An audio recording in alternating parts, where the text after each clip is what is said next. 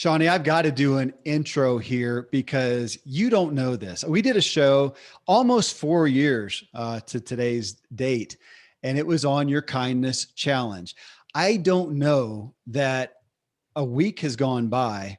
I shouldn't say that. A month. Let's see. There's so often in shows where I use you as a reference in regards to kindness and even to other aspects of psychology and whatnot, to kindness being something that you do for you do towards someone else, but the main beneficiary is you.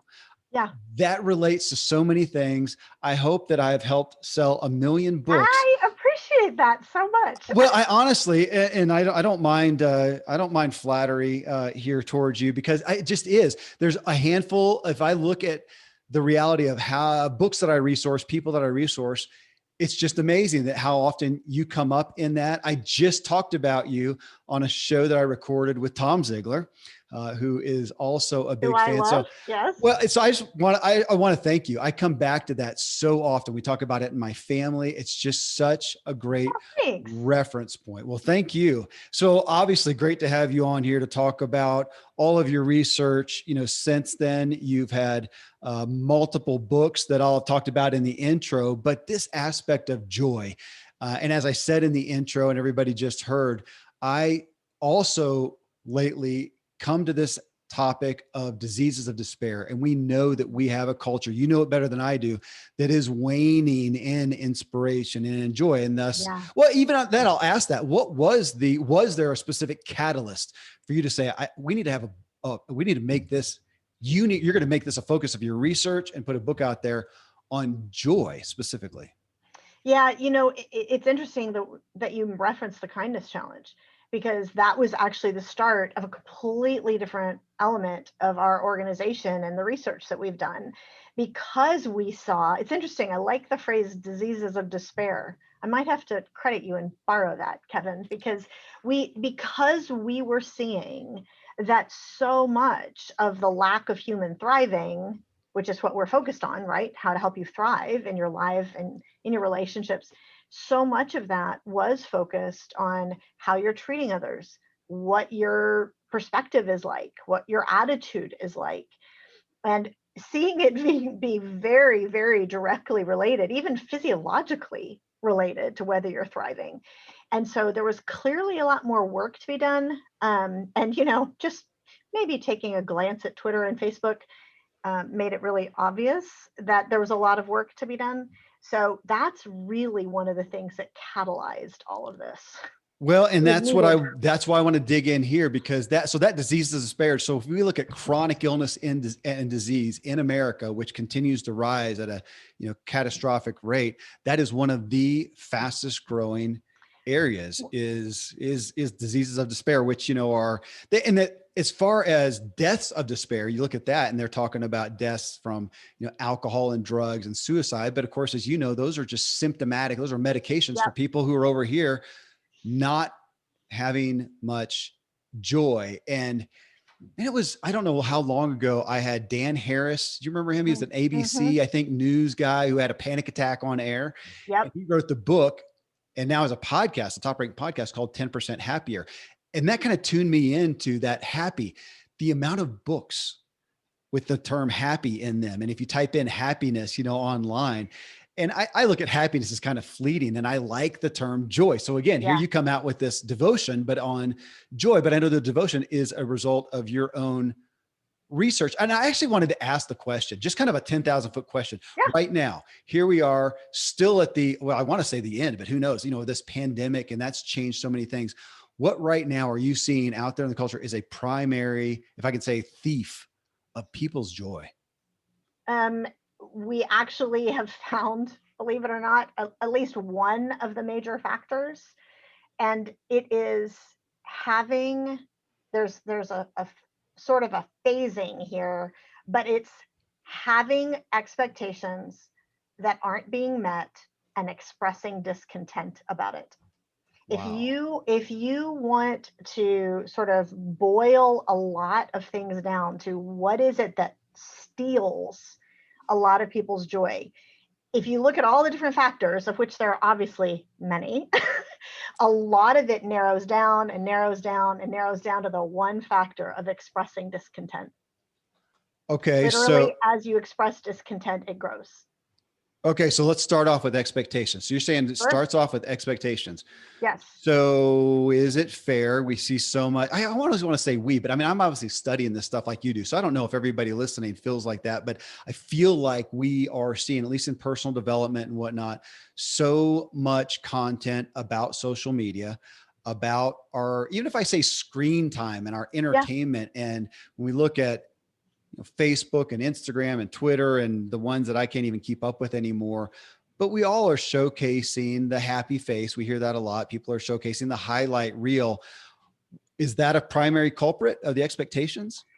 It's easy to think that it is, and I'm Okay. sure it has an element of that. There's no way around that. How could it not? Right? But I think there's something more fundamental under the Okay. surface that is building on that, or I should say that is building on. And that is there is something weird in all of us where a lot of us expect a happy life with no trouble. Like we sort of just think that's the way it should be, and we get angry when it's not, as opposed to, before the show, you and I were talking about one of the things we've seen in our research since the book came out. Right. And one of the factors that's a huge deal is basically expecting that the storms are going to come. Like that's just going to happen. And that's okay. That's what life is going to deliver to you. There are going to be those things. It changes whether you're thrown, whether when you expect that. Do you mind? There's a great story in the Bible to me that Please. relates to this. Like I found this so interesting. There is actually a scene that some people who are people of faith who may have read some of the biblical stories may be familiar with, where Jesus and his disciples are in a boat and it almost gets swamped in a storm, and the disciples are freaking out and they're like, don't you care about us? And Jesus is like asleep. Yeah. You get this feeling. He's just he's kind of kind nonchalantly of he's hanging kind of out. chilling. Yeah. And Yeah. the disciples are like, wow. There's actually a really interesting backstory to that, because he, of course, ends up rebuking the storm and telling the disciples, like, don't you have any Yeah. faith? But the backstory is something that we miss, and it's crucial, which is that this happened at the end of a very long day where Jesus was out, doing his thing, preaching. Actually, the crowds were so big that he had to get into a boat and teach from the boat because Right. there were so many people crowding him. So this was that day. And it says at the end of the day, they decided to cross over, which was the Sea of Galilee, to the other side. And so it's at nighttime when this is happening. The topography of the area, it was extremely common that these really violent storms would come up and come up really fast, and it would be fatal. Like, it would overturn the boats, and like you would just never get in a boat at that time of night ever. Like you wouldn't do it. These were fishermen who are the They should have disciples known of better, Jesus. huh? Like, well, of course they knew better. They absolutely knew. You just don't do this. But they were with Jesus. Hmm. So my guess is the assumption is, well, we're with Jesus, so nothing bad is going to happen. And how often do we make the same assumption?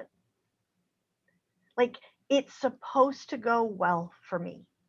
And we are promised good things, and there are many blessings in our lives, but there's this weird feeling that we have that nothing, if we're with Jesus, nothing bad is going to happen, or that just in my life these things should all go well, when in fact we're promised blessings, and we're almost also promised trouble, candidly. I mean, that's actually one of the phrases in the Bible, like, in this world you will have trouble, but take heart, I've overcome the world. And the key lesson for me from that whole story, and that realization of, whoa, we do the same thing, I think, that the disciples were doing, is realizing that we want to have a sense of peace and joy, and we try to do it by taking away the storms. Yeah. And instead, what we're called to do and what we need to learn how to do is how to find a sense of peace and joy in the storm, so that what we really have, you talked about happiness being kind of fleeting, momentary. It's true. And joy, really true joy, it cannot and should not depend on our circumstances. How do we do that? That's what we're called to do. That's what all of us want.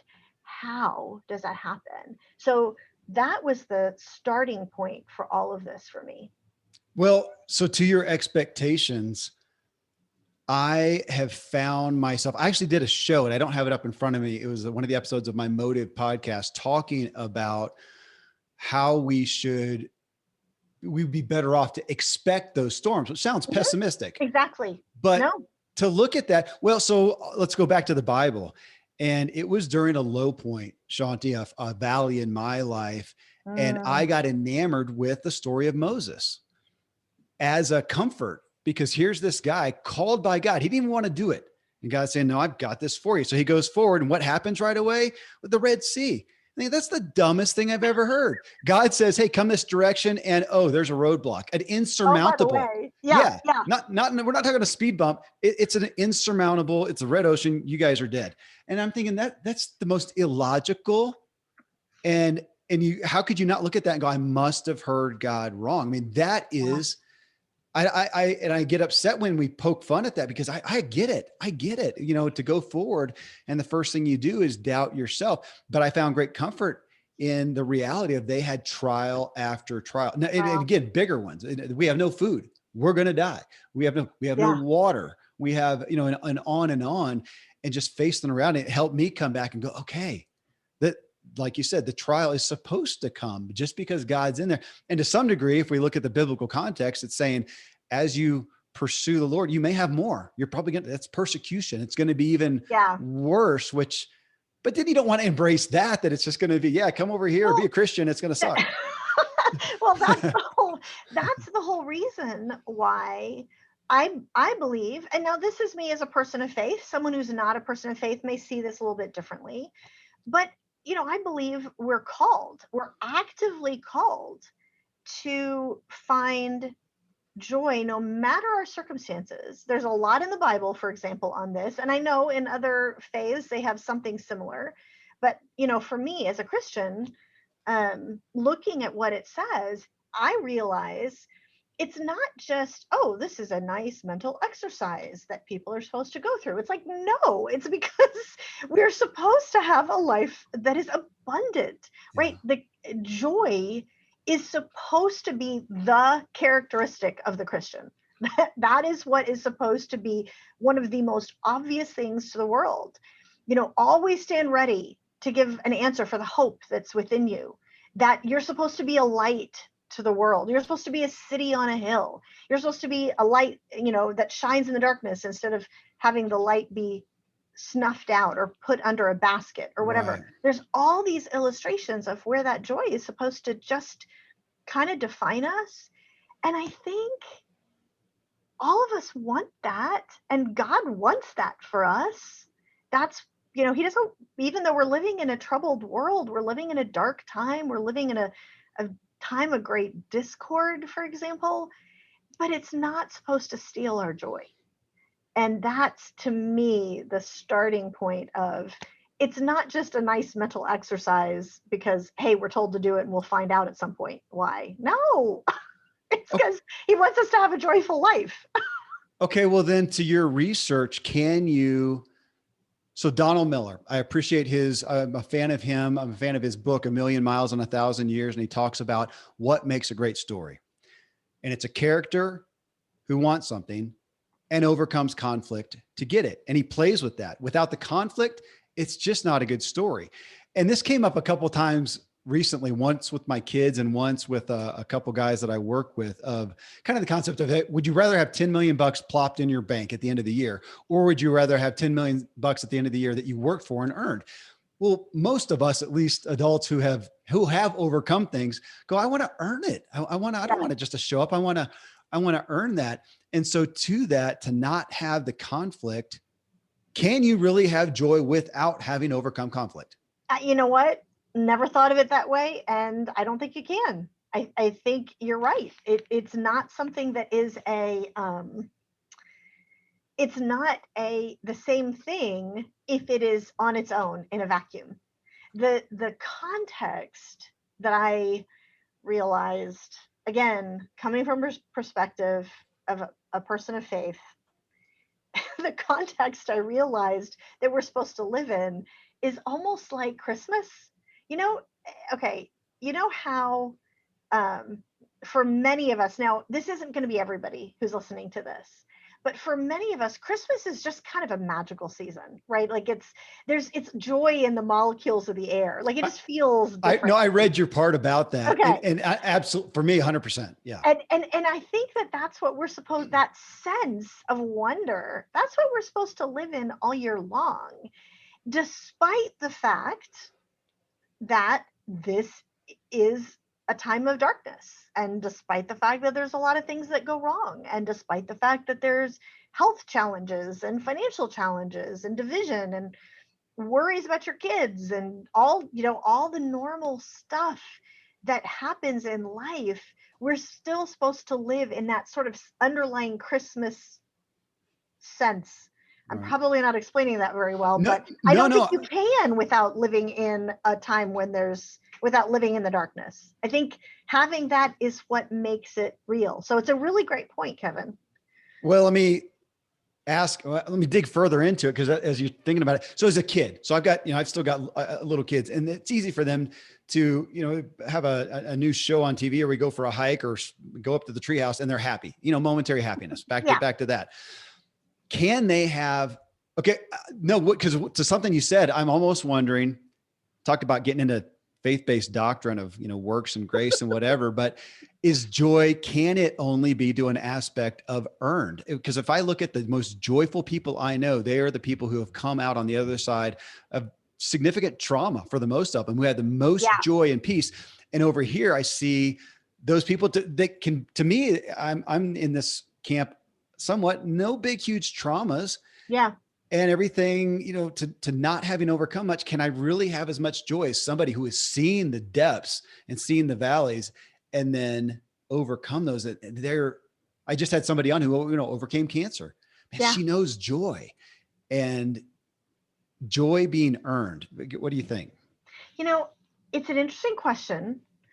I have to think about the word earned. I know it's a sketchy word. It's a sketchy word, but it's not necessarily a bad concept, but I think what you're describing is growth and maturity, right? Yeah. There are things that I know and understand at a much deeper level than my 18-year-old son, because he's 18. He hasn't encountered all these different things.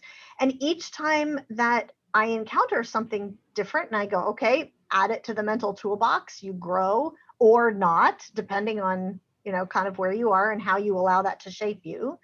But I do think, honestly, there is something to the fact of, as you go through whatever your challenges are, because they are going to be different across all people, all of us unique. God allows different things in our lives. We all have a package of stuff, right? Right. Whatever your package is, whatever comes to you in your life, that is another opportunity. It's like another step. Okay, you took kind of piece 101. Well, now we're going to go to piece 312. Yeah. Now we're going to go to the graduate level course on that, and you are supposed to learn that and absorb it well, again, not because it's like a kind of a mental exercise, but because I think God wants good things for his children even in a difficult world, and B, because the whole point of us being here is about him, right? Like, what are his purposes for us? And he's asking us to become these Navy SEALs, basically, to become these special forces operatives that are able to navigate a dark world and really, truly try to advance the kingdom Yeah. in a difficult time. So you have to have learned some of those lessons to some degree to have done that. Well, and so back, yeah, to you saying the word lessons, as I think about the things that the trials I've endured and overcome have increased my faith. Yeah. I don't know how much joy I would have without that faith in people, again, depending on where they are from a spiritual standpoint, faith that things will work out, faith in their own abilities. Now I'm going to say a faith in that it's not all up to me, that there is a higher power there, but to some degree, a faith Yeah. that's what, so as opposed to the earned, that it's the fruit of, can we say that? It is. I like that. Well, it's that, and forgive me, I don't know the Bible as well as many, many other people, but there's a great verse, and I don't know which one it is, but suffering produces endurance. Yeah. Endurance produces character, and character produces hope, and hope doesn't disappoint us because of the love poured out in Jesus. And that is the pathway that you're talking about. Well, okay. So back to expectations. So we're Yeah, saying the expectations. deficit of joy, if we can say, is due to these expectations of good things without trial, which Correct. we have no precedent for. We don't want, back to Donald Miller's story, we don't want to watch the movie of somebody who accomplishes something with absolutely nothing to overcome. That's boring, and there's no valor in that. We want that. So if my expectation is for something above the norm, then by proxy, I'm going to expect and welcome, maybe a hard word, but to welcome the trial that, hey, if I'm doing something of value, Yeah. it's going to have trial with it. So if I can change my expectation. Yeah. And the key, again, the key isn't like, you're not being masochistic. Yeah, bring it on, right? Like, the key is there will be storms that come, and I'm called to have peace in the middle of the storm and have joy in the middle of the storm, rather than having peace and joy by trying to get rid of the storm and wishing it wasn't there and saying, I'll be happy once I don't have this problem. We're called to be content and have joy in all things. So that's the key right there. Well, so, okay, with expectation, because I was about to say, so, our first problem here is faulty expectations. But then I thought, okay, maybe not though, because we want to increase I don't want to have lower expectations. I don't want to teach my kids, hey, the way to be happy is just lower those expectations, guys. I want them to have big expectations, but we're just missing that point. Have high expectations, and along with that, there will be trial. If you don't want the trial, then sure, lower your expectations. But if you want great things, so if we change that, but you're saying, let's go back to what you said, that right now the problem that your research is finding is we have expectations of good things, and Without the trial. without the trial.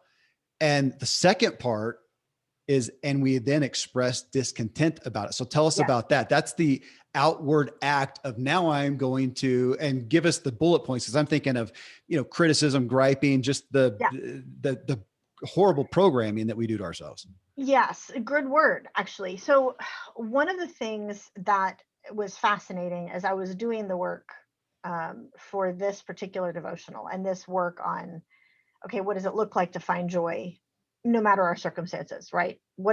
How do you do that? Right. And looking at not only how do you do that, but what do you avoid? Like, what are the things that sabotage, that get in the way?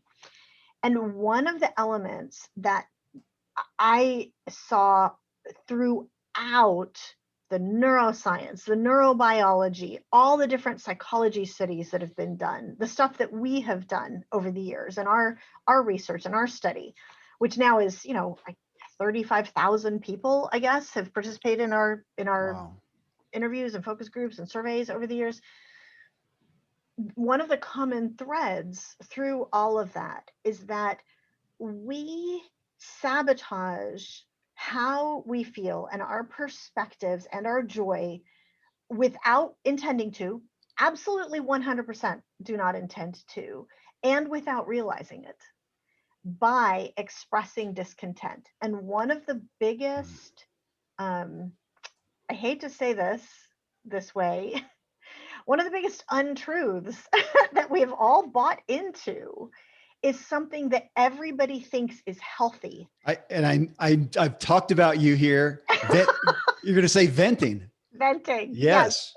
So literally, okay. So a few months back, last fall. So it, fall semester, think of what the fall of 2020 in the middle of pandemic was like for college students. So Right. a big public university invited me to do a virtual event. Of course, it was virtual Mhm. with their college students in order to talk about the mental health impacts of kindness, for example. And so we were, talking on this virtual event, and I asked all the students, there were hundreds of students on this virtual platform, and I said, I want to do a little poll with all of you. Now you're talking about a bunch of 20-year-olds, right? 20, 21-year-olds. And I said, I really want to do a little mini survey, a little poll here. If you were in a situation that was really making you unhappy with a class, say a professor was being very unfair to you, what would be the healthiest way to handle it? The way that would most make you feel better, Yeah. basically. Both most improve your mental health, etc. Would it be better to and I gave them several examples, but one of the examples was to let a little steam out of the kettle, Right. right? Like so that it doesn't explode. Like, is that the healthiest? Because 80, the yeah, opposite, or what I'm used to hearing is because the opposite of that is stuffing, correct. which, We right, think which, that's the opposite. right. Okay. Right. Keep going. Yeah. That's what we think is the opposite. So I gave several of those examples. 88% of the kids, you know what I'm saying, Yeah. these college students, 88% of these college students said the healthiest, most productive approach that would most preserve their mental health would be the venting, would be talking to a friend, letting the steam out, getting it off their chest, doing a little bit of complaining, just to sort of get it, to air it and get it out. That was, and that is the way we tend to think is the healthy way of dealing with these issues. Right. And it turns out that is absolutely incorrect neurologically. And that when you look at what the neuroscientists have found when they study anger, for example, and it sounds like I've talked to you about this before, about like Brad Bushman at Ohio State. He did a huge study on what happens in our brain step by step as we express discontent. And it turns out that venting, the very name venting was invented because it's the idea of venting steam out of a kettle. And he said, it's actually your brain handles it the opposite way. He said, what happens when you quote unquote vent, when you express discontent, is that it actually turns on and activates and speeds up this interconnected anger system in the brain. And Hmm. so the better analogy is like that you're not that you're venting a little steam out of a kettle. Turns out that's completely wrong. The better analogy apparently is that you're turning up the heat under the pot, Hmm. and that you're turning it up and up whenever you express that discontent.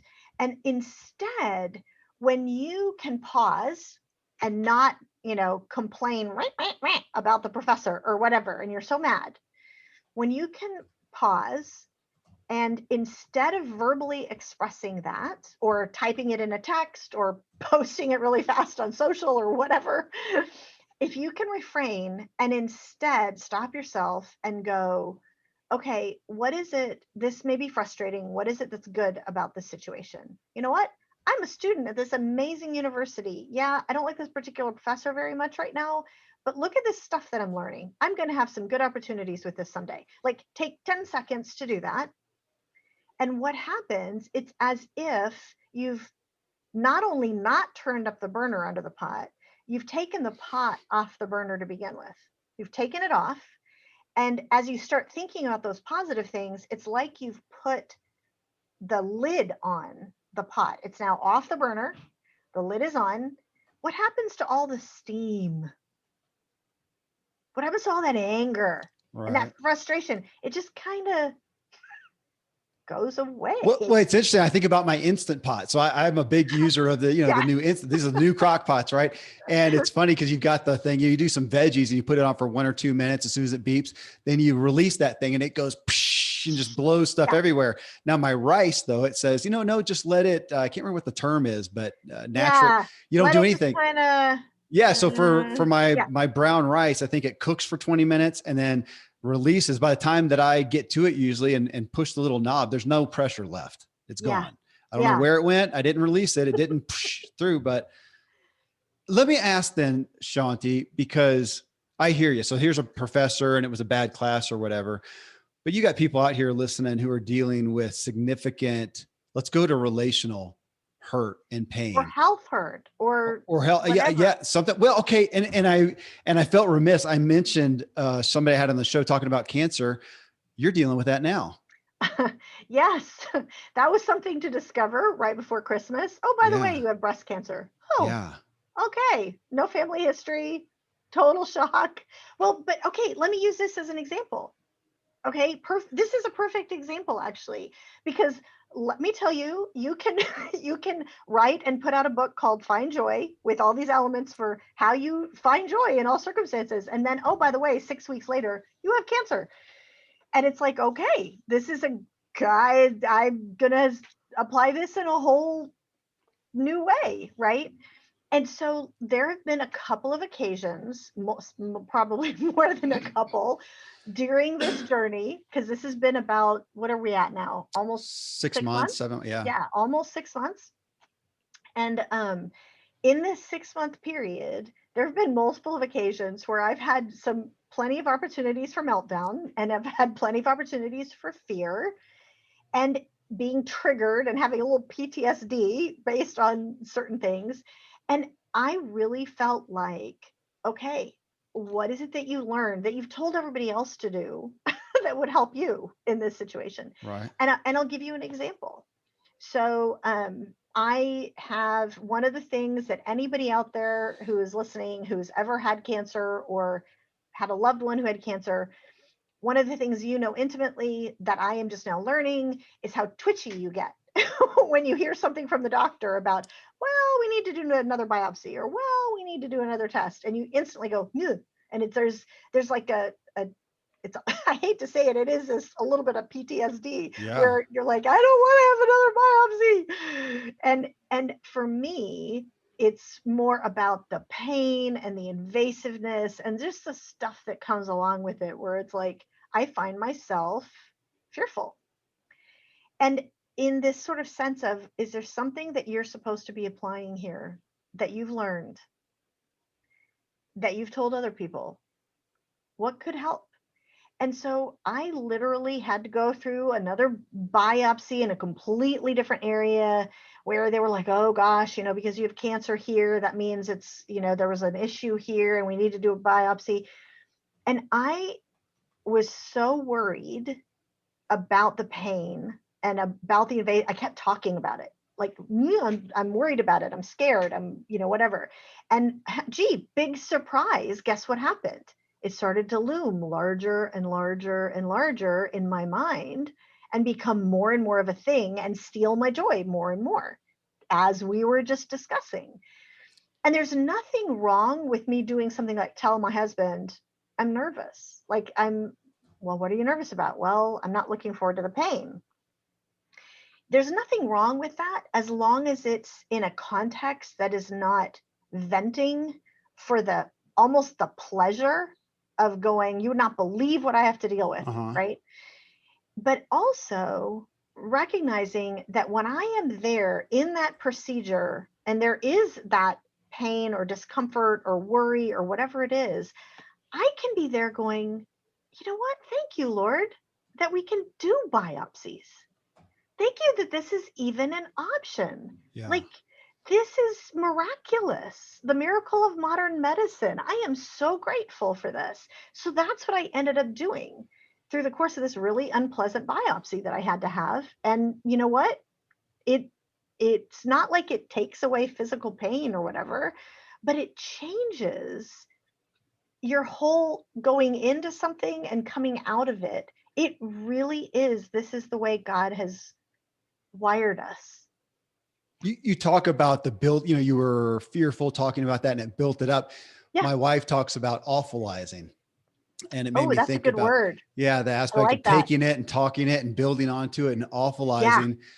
But to what you said, so I've heard, I think it was Will Bowen who did the book on complaining. I can't remember what the title is. I had him on the show, and I think it was him, or unless it was you, but that said, can you explain not complain. So let me come back Mm, to the I like feel. that a lot. Well, and you saying, so you were able to talk to your husband and say, Jeff, I feel nervous. Is there a place? So let's say you just got a cancer diagnosis. You've just been Yeah, betrayed by a friend, or your spouse said they want a divorce. Let's take something really bad, or there's going to be yeah, a death in the family or whatnot. This is something that we're not going to Pollyanna. You're not talking about that.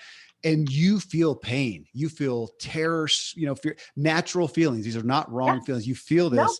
Is there a place, or can you, how would you say, is there a place to say, gosh, yeah, you don't have to stuff that. You can share that feeling of course. without what is it fair to say, without complaining, accusing, blaming?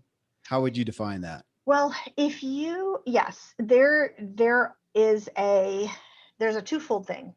One, in general, think about the reason you're doing it. What's your motivation? That's the key thing, right? For a lot of people who like, I'm complaining, and this is a more minor thing than like, hey, you have cancer, but this is a more workaday. This is the kind of stuff that happens more often, Right. Yeah. where if you're complaining about your spouse, something that they did again, right? Something Right. that drives you nuts or whatever, and they keep doing it. There is almost, when you like, classic thing, I'm sitting around with my girlfriends talking over whatever, over dinner or coffee, and somebody kind of rolls their eyes and starts, oh, well, you not believe what he did yesterday or what my kids did or whatever. You don't realize that when you chime in, you are chiming in for the pleasure of saying, oh, you think that's bad? Let me tell you what happened in my house on Yeah. Tuesday. And you don't realize the motivation there is like is getting the, oh, you poor dear, and oh, and like, the horror of whatever. And there is a pleasure that comes from sharing that.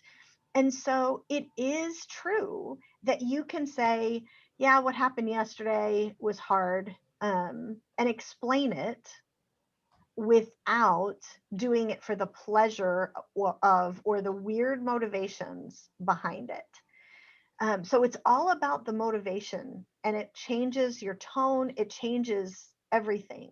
For me, talking to Jeff to get comfort, I'm so sorry that you're going to have to go through that. I'll be praying for you when that's happening. That is a completely different thing from the, look what I have to deal with, you know, look what suffering I'm going to have to go through. It's just it's a purposefully, if I could say it this way, trying in our stupid human way to do something like that without being selfish about it and self-focused. Well, so in being more aware of this, as I'm striving to be, so I know this. I mean, my gosh, I host a Ziglar show, and Zig has how many stories about this bad occurrence and how he wasn't going to let it control him, and he was going to look to Yes. the bright side. We all know that.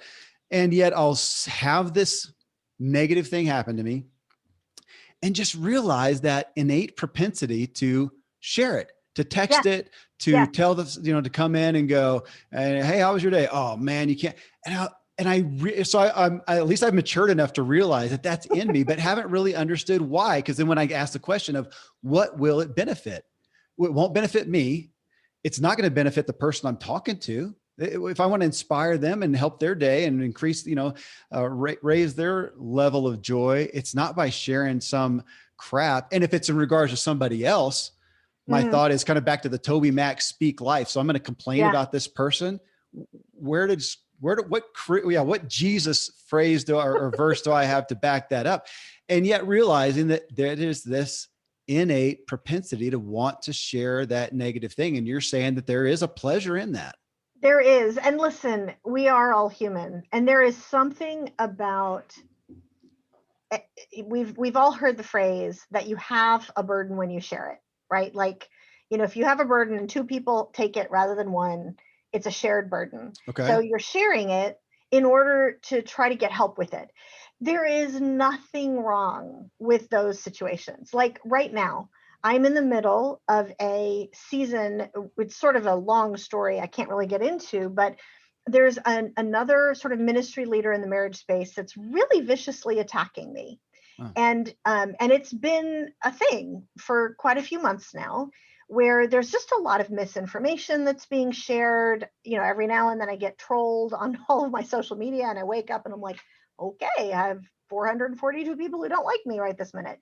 And and in today's environment, a lot of people have experienced that type of thing. It can get you down.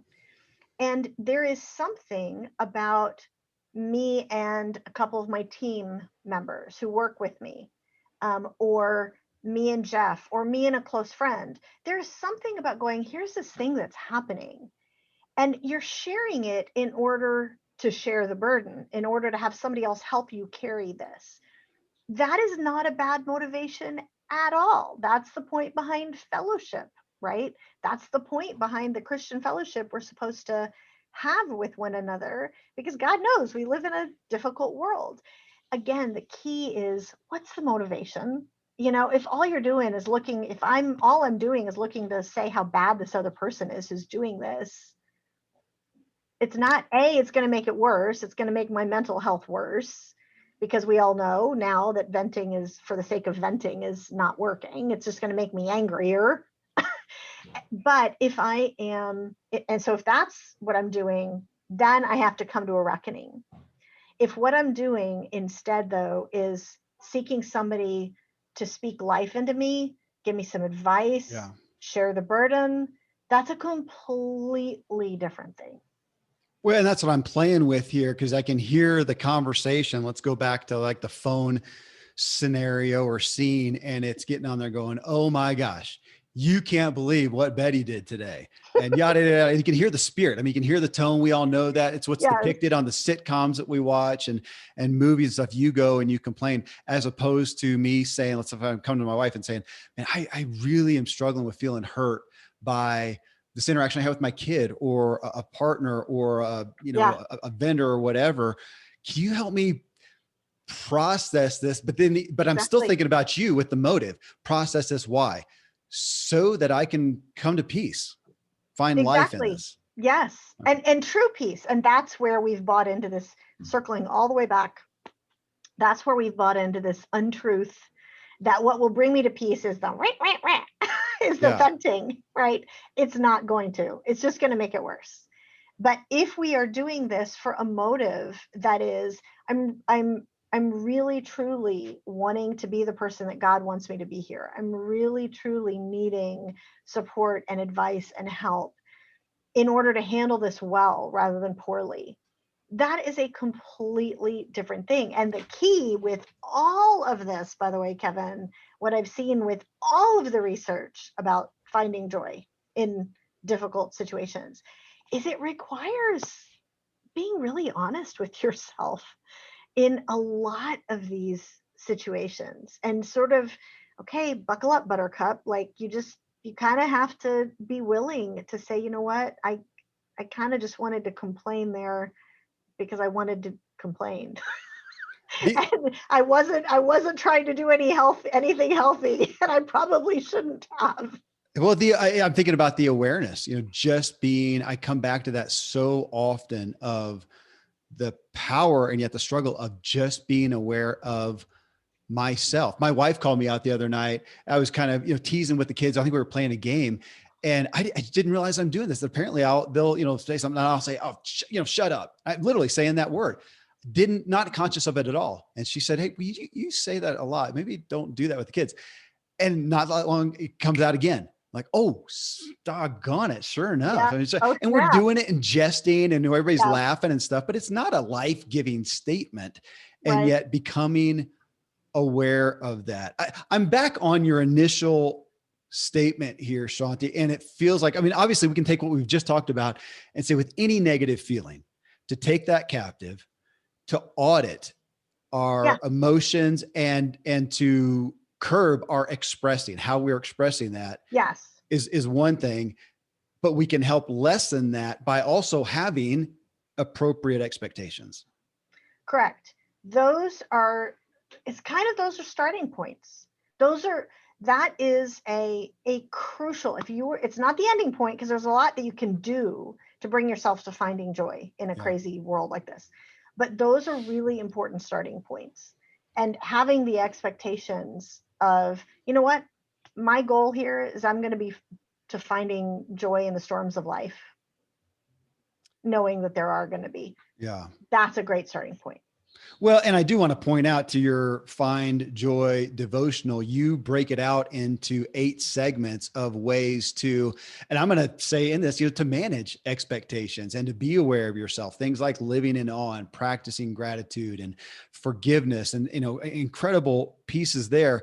You wrote a blog though, Mm-hmm. I think pretty recently, on psychological flexibility. Now, Yeah. I've been, for how my wife works in that field as well with cognitive training, and Oh, interesting. she works along. Her partners are neuroscientists and whatnot, and so we talk a lot lately about neuroplasticity.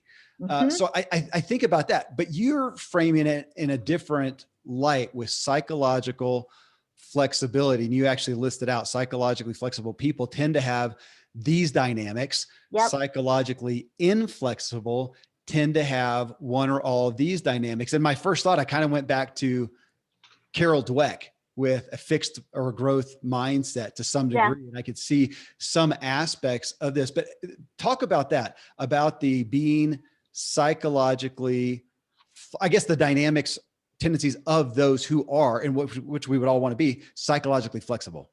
You know, the easiest way of saying this, and this was all based on a big study that was Okay. done. I should explain, there was a big study that was done over the course of many years where they looked at all different studies of human thriving and great marriages. And they were basically, there was hundreds and hundreds of studies. They did some metadata on looking at all of them. And what were some of the main factors they were trying to identify? What were the main factors that lent that people to having, for example, a fantastic marriage or a happy life? Like what were those things? And so one of the factors that was one of the top things that they found across all of them was what they call psychological flexibility. Mm, And it's basically rolling with the punches. That, I mm. mean, colloquially, that's Okay. basically what it is. It is somebody who basically says, yeah, there's going to be uncomfortable things that come. It's kind of that expectations thing. There's going to be these uncomfortable things that happen, and I'm going to be okay with it, and I'm not going to get stuck on this little picture of what's happening now. Like, for example, for me, with this other person in the sort of the marriage space who's unhappy with me and is regularly talking about me publicly and saying things I don't think are true, and I could get really obsessed Mm-hmm. over that, and I could be watching her social media and her blog and what she's saying about me on the podcast. I And do want to hit very, on that, Shaunti, because you're talking about, we're at a time, I feel like, at least that's what we're seeing out in the media, of a time of, if there is an injustice, you vent to the world, and it's a yes, headline. And now we have headlines that are no longer news. They are venting opinion. And that's the headlines today, the fake news. We all yep, know that, but yep. we're awash in this. Okay. So you're talking about what you feel like, here's somebody and it's an injustice. And the culture would say it is your right to, Doggone it. yeah, sure. but Okay. but what we found, and what these scientists found, and what we found in our research, is focusing on it ain't going to make you happier. It's not going to bring you joy. What it is going to do is make you crazier. And that's one of the things with psychological flexibility, is they found part of rolling with the punches was being able to pull back, not get obsessed over this little, whatever this thing was going on, even if it's a big thing. Like this, for me, this was a big thing. Yeah. But to not get obsessed about it, and sort of down in the details of it, and take a big picture view. We haven't had a chance to get into it, but one of the things that we found and put in the devotional about not just sort of having the right expectations, but how do you actually pursue joy? What does that look like? Is practicing gratitude. Mm. And that's what I was alluding to, for example, when I was talking about the biopsy. What's the big picture here of, well, thank you, God, that I can do this biopsy to begin with, right? And that's pulling back from getting focused on and obsessing over this little picture thing that's happening, even though it's a big deal, and going, what's the bigger picture? Have that big picture mentality and have one of gratitude, especially, we found. But that's what these scientists said, for example, is a huge piece that is not done by people who are not psychologically flexible. Those people, they get trapped Yeah. by the focusing on this injustice, by focusing on this thing, by focusing on the what's going wrong, completely understandably, right? And yet, if we want that thriving life, that is something we have to learn. I mean, it just has to be learned. I will tell you something that I don't think was in this particular article, but that I wrote in another one fairly recently. So I had to go through radiation for the breast cancer. And I was looking at all, I'm a researcher. I can't help myself, Kevin. I was looking at all the different options and all the Sure. different studies about, what would come from this one versus that one. I'm quite sure my oncologists were rolling their eyes, but I really wanted to know. Yeah. And one of the studies that I found absolutely floored me, because I was trying to get a sense for how much fatigue I could expect from the radiation, because that's a thing, right? When you're going through radiation, because most people don't know, you go every single day for weeks and weeks and Wow. weeks. It's not like, oh yeah, here or there. No, it's like you are literally going to the hospital every day for 4 weeks or 6 weeks or whatever it is. I wanted to know how much fatigue to expect. Well, it turns out the the people who have fatigue and have it over a longer period of time, which is, systemic exhaustion, physical. This is not mental, right? This is physical exhaustion. It turns out they looked at all the different factors that somebody could have in life that could lead to radiation fatigue. And it was things like, whether they had chemo as well, and whether they had pre-existing conditions. Like, it was all this stuff they looked at. They only found two factors that predicted how much and how long your fatigue would go. One was actually a physical thing. It was obesity, because it's related to the level of estrogen in your body and that kind of thing. But the main factor was whether you were catastrophizing, as your wife Wow. says, whether you were awfulizing Right. it. And if you were like, oh my gosh, this is so bad, you went longer and longer and longer on your fatigue. Literally, whether you have an attitude of, okay, we'll pull back, big picture, I can get through this, I'm grateful that I have the chance to do it. If you were able to pull back, your physical fatigue, measurable fatigue, was far less than if you remained fixated on how bad it was feeling right now. That was astounding, Yeah. that attitude changed something physically far more than things like if you were going through chemotherapy or if you had other pre-existing conditions. That's significant. So, what's of interest? This is episode, I believe this will be episode 901. Episode 899, which will have happened prior to this, was with Joy Clausen Soto. And she has a book called Joy as well, actually. Interesting. But it's about her being a cancer survivor and what she's doing in that space. But she shared, well, I think it was in the show and not just with me personally, but and maybe it's in the book. But she shared that she sat down, I think it was for her first chemo treatment, and the nurse, doctor, whatever, just said, hey, you're going to do really well with this. And she said, well, how can you tell? Because you're sitting here smiling and laughing with me. And the difference that you'll experience Interesting. that this nurse, I think it was, that experienced, is that as opposed to the kid who comes in, kids in this instance, comes in and is overwhelmed and is Yeah. curled up in the fetal position. We can tell how they are going to deal with it. So Interesting. timely for you to bring that up. How powerful that is. Okay. So back to that psychologically flexible Flexible people. person. Yeah. Mm-hmm. And you gave three dynamics. They tend to not get triggered, you have in quotes, by unwanted feelings and situations. They generally keep a bigger picture mentality, which you talked about, and they try to meet those challenges Head head on. on. Yep. Okay. It is easy. One of the things, and I alluded to it earlier, one of the things that it is very easy and natural, understandable to do is to avoid. Yeah. right? Like put it off, avoid it, whatever. It it is that's just going to keep it hanging out there. And instead, it is crucial, according to this study, and in some of the things actually that we've seen in our work for Find Joy, it's really important to be able to sort of say, I'm going to address this, and then I'm going to trust, again, like from a faith-based perspective, that God has it. I'm not going to get all wrapped up in the details, but I am going to address it. I'm going to do what I can do that seems a healthy version of this, and then move on. Okay, I want to pull that one out, Shaunti. So to be Sure. candid, so you've got three things there. They tend not to be too triggered by unwanted feelings and situations. So I look at that one and go, check, I'm pretty good there. They generally keep a bigger picture mentality. Think, check, pretty good there. They try to meet those challenges head on. Okay, stepping on my toes. Because now I'm going to go to, by contrast, those that are psychologically inflexible tend to have one of or all of these dynamics. They get wrapped up in something that's worrying or frustrating them. I'm pretty good there. They avoid conflict.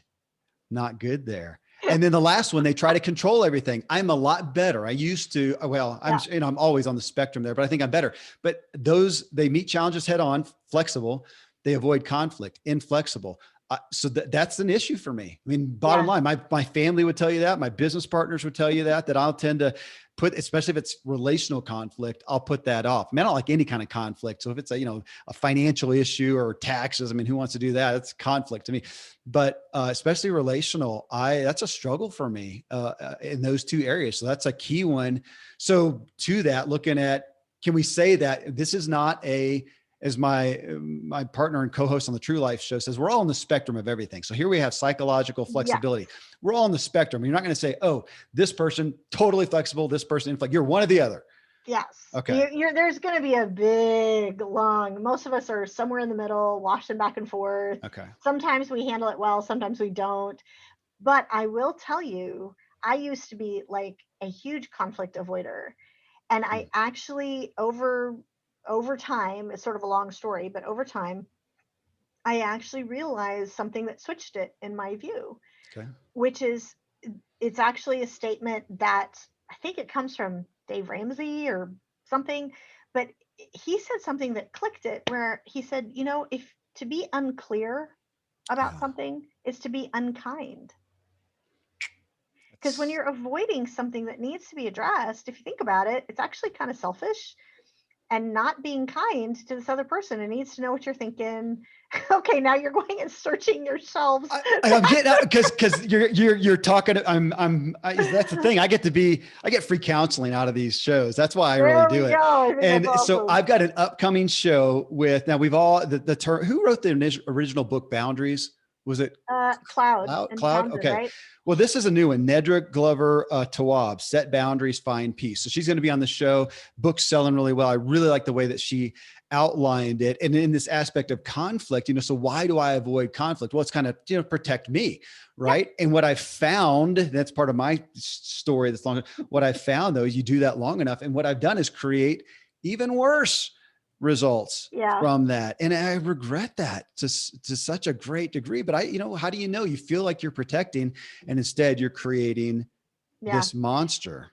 Well, and I used to too, right? Like that's what I was saying. This used to be so me. And the thing that's really cool is that if you, and you've, I'm sure, seen this many times with other things, is that when you've been handling something in a way that maybe wasn't as healthy, and then you change and you handle it in a different way that's maybe more healthy or more mature or whatever, suddenly usually things like go better. And you're positively incented to to keep doing it. Like, okay, that was a hard conversation in some ways, but wow, like see how much better it's turned out since then. It's kind of the idea of, if you've ever had to fire someone and it's just not working, and you just didn't want to fire them because you don't want to hurt their feelings, and they've got a family to support, and Yeah. but it's just keeping constantly this open wound constantly open, and having it be a really difficult situation for everybody, including them. Right. It is far more kind to release them to something that they will be better at. They will have a happier life, They will not be constantly feeling like they're disappointing everybody, and you'll get what you need as well. It's like a win-win. So then you're incented to go, wow, I should have done that months before. And I do want people to know, if you go to Shaunti Feldhahn, and I'll have given that in the intro, give the URL again, the .com, and go to your blog. I think it's, well, as of this recording, it's right there, but you'll find it. Actually, if they probably just type in your name and psychologically flexible, they'll come up to the blog and you can read more about this. But I do want to come back to the issue you're talking about, where I'm going to call it an injustice. You've got somebody who is expressing their discontent about you. There you go. That's And a good way of putting it. Yeah. okay. And you're saying focusing on it won't help. You don't need to be obsessed. You need to take this big picture view. And now I'm going to reference your kindness challenge. You're not saying back to this. You're not saying don't deal with it, because there are those times when, I mean, there may be something you can let go, but there may be something, no, you still have to address it. And let's go to a relational thing, especially if it's a spouse issue or a coworker or whatever. And you're not saying don't address it, walk away, ignore it, and just be Pollyanna and sing happy tunes. No, there's two things there. Okay. One is you have to understand what the situation is. And I mean, obviously there's tons that, like, if it's your spouse, if it's something in your life with your kids, I mean, of course you have to deal with it. Like, how you deal with it may be different, but if it's something that is a big picture, what you view as something that's coming against you. It could be like this situation where you're being attacked. You think there's some injustice happening. People are talking about you behind your back. Your boss didn't handle something well. Those kinds of things. Or it could be like, okay, again, like you had a health situation, or, suddenly your car breaks down and you have to come up with $1,200 out of nowhere. All of this stuff is going to happen. Like, it is. And that's part of the psychological flexibility, is just, instead of getting triggered by that and going, oh my gosh, again, it's so bad, awfulizing. I've got to use that word from now on. It's just such a good word. Okay. Awfulizing it. And focusing in on it, that's where you pull back. And that's where you are able to look at the big picture. It is really easy to get stuck on the, where am I supposed to come up with $1,200 for a car? Like, it's really easy to get stuck on that and not realize, but wait, yeah, that's a hard thing right now. I'm gonna have to figure it out. But oh my gosh, look at all these other things that I have to be grateful for. And I've got this great family, and I've got a friend who's offered to drive me to the mechanics, and whatever that is. And by the way, that leads to the second thing, which is, I've said this before, I'll say it again, a big part of finding joy really truly is looking for something to be grateful for in the middle of that. And that, by the way, Kevin, can I challenge you on something you've said a couple of times? Please. In this podcast? Yeah. You've talked about, I'm not being Pollyanna-ish. And we all say that, right? Like, because we think of that as being unreasonably, I don't know, pie in the sky, or happy, whatever. Denial even. Yeah. Yeah. Denial. Right. And it actually is really interesting, because when I'm like, I need to figure out what Pollyanna actually is. Like, I went and read the book. It's a little book from many, many years ago, 100 years ago or whatever.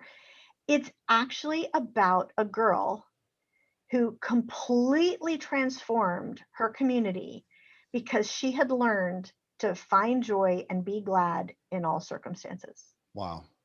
And it is about how she had learned to look for things to be grateful for, no matter what was going on in her life. And then how she had to actually confront some difficulties that made it very hard for her. And what happened, because all the people she had changed came and supported her. And it's an astounding little book. And I realized we think being Pollyanna-ish is denial, because there's a sense and a feeling, and maybe in our culture, that you can't find joy in all circumstances. Right. That's not possible. And again, as a person of faith, I think it's very possible, and that we're called to do that. And so I realized I have to stop saying be Pollyanna-ish. Well, we're all supposed to be. You're calling Pollyanna-ish. You're calling me to the table on that. But let me ask. So if we go back to that aspect of venting, and we tend to think the opposite of that is stuffing, and you're saying, no, there's another option, because that was it has been my perspective of the Pollyanna Yeah. type thing, is that you just are stuffing or denying something that's very real. And then over here, and I want to speak to that person who, this thing is, something's going to happen and you're going to feel the very real emotion and feeling of pain. Yes. And that is legitimate, and Yeah. that's okay. And it's not bad. But because what you just said is finding joy. You didn't say don't feel the pain or deny Correct. the pain. Well, that's Correct. a big, It's a huge shift, and it changes everything. I mean, it changes everything. To feel the fear and the worry, you have breast cancer. Oh, yeah, a fatal disease. Good to know. because the Right? Pollyanna thing would have you Yeah. going, I got breast cancer. That's awesome. Well, no, it's not. It's not Right. in any way, Yeah. shape, or form. Is that awesome? It's suddenly it's a difficult thing. Suddenly my kids are worried about me. Like there's all these impacts on our organization, and we're starting a big research project. And how do you do that and surgery and radiation at the same time? Like there's like it's crazy. And yet there is, even though you're not denying any of that reality, any of that being, okay, that's a challenge, that's a storm, like an actual storm in your life. At the same time, I can be living and am called to live, am told to live, and equipped to live in a sense of wonder and joy, even when all this is going on. You can have both at the same time. Okay. Okay. So I do want, and I'm going to shamelessly promote the book here, though. If it's not your book, it's something though, because none of us are going to hear this. If we want to embrace this aspect of joy, none of us are going to hear this show, this episode, hear your message, and just right away make 180. I mean, that'd be great. You know, God can do anything, 180-degree shift, because the book here, and I'm going to say, I'm going to, advocate the book, is the training for that. Yes, correct. Is the, hey, It's the here, point. yeah, here are the ways to day in and day out be training yourself to have that ability. Because if I say, if this was a show on running and you just convinced me that I'll be happier if I run a marathon, I'm not going to go out tomorrow and just run a marathon. I'm going to get shin splints and blow out my knees and whatnot. I'm going to have to start running a mile and then 2 miles and start training myself for it. So I want to give that to people so that you don't fail with it. And this is a resource. And so there may be other, if you got another resource out there for training yourself in joy, great. But this is one where it's a daily devotional of different aspects. And again, you segment this out into 8 different categories of these are tangible ways that we can be, let's say, working out, training, programming ourselves to be able to find the joy in that moment when real pain, real trial, real tragedy even happens. Or, you know what? I did want to say that though, because we talked a lot about that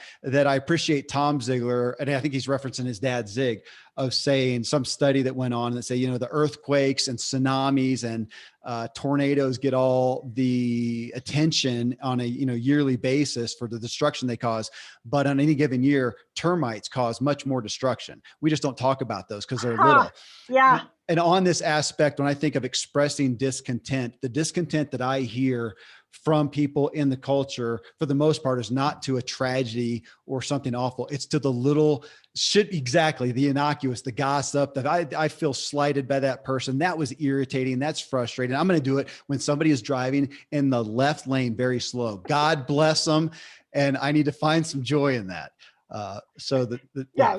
As we would say in the South, bless your heart. Bless your heart. I hope your car explodes. Yeah, I need to not express my discontent. There you go. And Zig would say, find some time to listen to a podcast and learn something.